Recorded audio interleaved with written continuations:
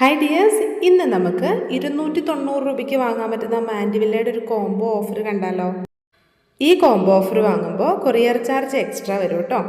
Home delivery വേണ്ടവർ speed post എന്ന് നിങ്ങളുടെ അഡ്രസ്സ് തരുന്നതിൻ്റെ കൂടെ മെൻഷൻ ചെയ്യാം. അപ്പോൾ നമ്മൾ കൊറിയർ വഴി അല്ലാതെ പോസ്റ്റൽ വഴിയും അയക്കുന്നുണ്ട്. അപ്പോൾ നിങ്ങൾക്ക് പോസ്റ്റ് ഓഫീസ് വഴി ഹോം ഡെലിവറി കിട്ടുന്നതായിരിക്കും. ആരും വീഡിയോ മുഴുവനായിട്ട് കാണാതെ പോവരുത്. പ്ലാന്റ്സിൻ്റെ സൈസ് ലാസ്റ്റ് കാണിച്ചു തരാം. അതുപോലെ തന്നെ ഈ പ്ലാന്റ്സ് വളർത്തുമ്പോൾ നശിച്ചു പോകുന്നതിനുള്ള മെയിനായിട്ടുള്ള കാര്യങ്ങൾ എന്തൊക്കെയാണെന്ന് പറഞ്ഞുതരാം. അത് കാണാതെ ആരും സ്കിപ്പ് ചെയ്ത് പോവരുത്. പ്ലാന്റ്സിൻ്റെ ഡീറ്റെയിൽസ് മുഴുവനായിട്ട് കണ്ടതിന് ശേഷം താഴെ കാണുന്ന വാട്സപ്പ് നമ്പറിലേക്ക് മെസ്സേജ് അയച്ച് നിങ്ങൾക്ക് ഈ പ്ലാന്റ്സ് ബുക്ക് ചെയ്യാവുന്നതാണ്.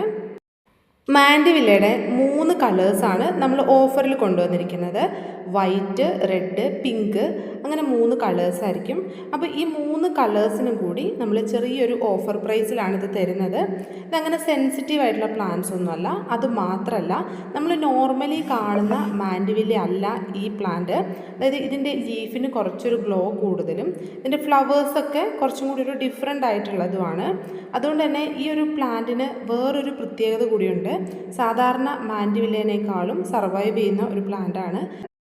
ഈ മാൻഡിവില്ലയ്ക്ക് നമ്മൾ സിന്തേരി മാൻഡിവില്ല എന്നും ഹാങ്ങിങ് മാൻഡിവില്ല എന്നൊക്കെ പറയാറുണ്ട്.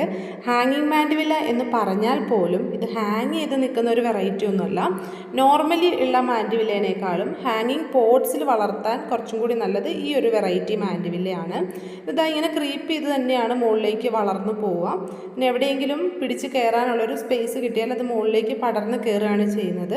ഹാങ് ചെയ്ത് കിടന്നു കഴിഞ്ഞിട്ടുണ്ടെങ്കിൽ ഇതിൻ്റെ തണ്ടുകളൊക്കെ പെട്ടെന്ന് ഒടിഞ്ഞു പോകാനുള്ളൊരു ചാൻസ് ഉണ്ട്.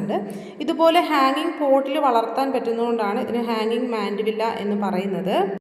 ഏത് ടൈപ്പ് മാൻഡിവില്ല ആണെങ്കിലും ഈ ഒരു പ്ലാന്റ് വളർത്തുന്നവർ വെയിലത്ത് വയ്ക്കാതിരിക്കുക. ഒരു മീഡിയം സൺലൈറ്റ് ഓക്കെയാണ്. എന്നാലും ഒരു ഷെയ്ഡഡ് ആയിട്ടുള്ള ഏരിയയിൽ അത്യാവശ്യം പ്രകാശം കിട്ടുന്നുണ്ടെങ്കിൽ അത്രയും മാത്രം മതി ഈ ഒരു മാൻഡിവില്ല പ്ലാന്റിന്.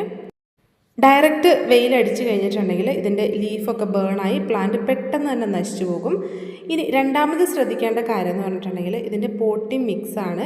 പെട്ടെന്ന് വെള്ളം ഡ്രൈ ആവുന്ന ഒരു പോട്ടിംഗ് മിക്സും ചെറിയൊരു തണുപ്പ് നിൽക്കുന്ന രീതിയിലുള്ളൊരു മിക്സും നമ്മൾ കൊടുക്കാനായിട്ട് ശ്രദ്ധിക്കുക. കുറച്ച് കൊക്കോപീറ്റ്, കുറച്ച് കമ്പോസ്റ്റ് മിക്സ്, വളരെ കുറച്ച് മണ്ണ് ഒക്കെ മിക്സ് ചെയ്തിട്ട് ഈ ഒരു പ്ലാന്റ് നടുന്നതാണ് ഏറ്റവും നല്ലത്. പെർലൈറ്റൊക്കെ കയ്യിലുള്ളവർക്ക് പോട്ടി മിക്സിലേക്ക് ഇതൊക്കെ ആഡ് ചെയ്യാവുന്നതാണ്.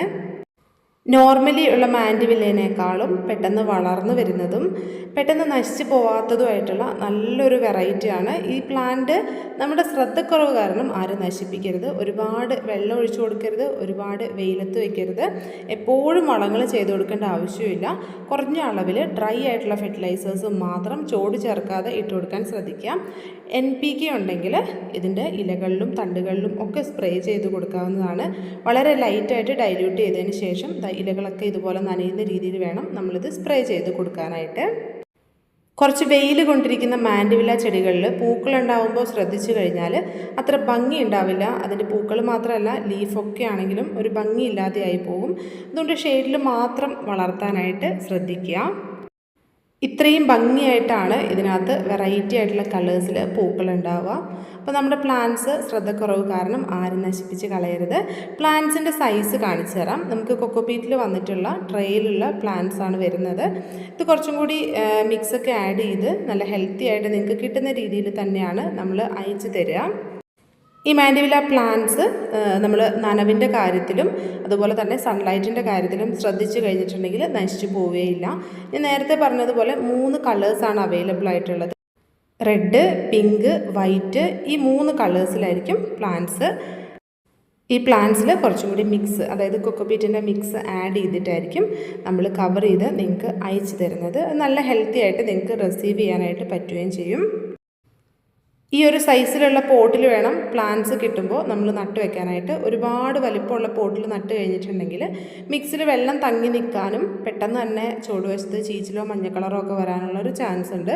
അതുകൊണ്ട് ചെറിയ പ്ലാന്റ്സ് ആയതുകൊണ്ട് ചെറിയ പോട്ടിൽ വയ്ക്കുക. നമുക്കൊരു 3 മാസമോ 4 മാസമോ ഒക്കെ ആകുമ്പോൾ ഇത് റീപോട്ട് ചെയ്യാവുന്നതാണ്.